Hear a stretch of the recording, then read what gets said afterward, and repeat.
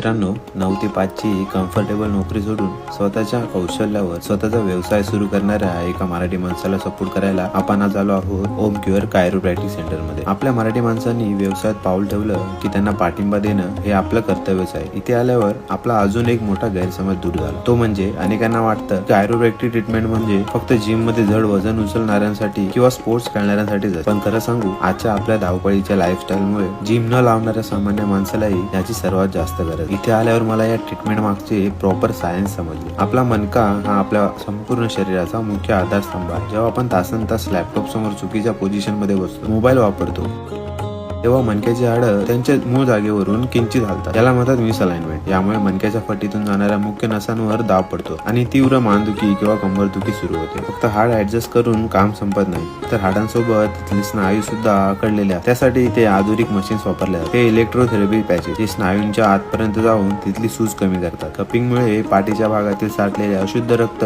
मोकळं होतं। या संपूर्ण प्रक्रियेनंतर शरीराचा सगळा जडपणा गायब झाला आणि असं वाटलं की बॉडी पूर्णपणे रिबूट झाली। पोस्चर सुधारतं, कंबरदुखी थांबते आणि शरीरात एक वेगळीच एनर्जी आहे। म्हणूनच वेदनाशामक गोळ्या खाऊन तात्पुरतं दुखणं दाबण्यापेक्षा मणक्याच्या आरोग्याकडे लक्ष द्या। आणि हो, 9 ते 5 ची नोकरी सोडून स्वतःच्या पायावर उभा राहिलेल्या आपल्या या मराठी माणसाच्या व्यवसायाला नक्की भेट द्या आणि त्यांना सपोर्ट करा। हा व्हिडिओ तुमच्या प्रत्येक मित्राला आणि फॅमिली ग्रुपवर आता शेअर करा आणि पेजला फॉलो करायला विसरू नका। जय महाराष्ट्र।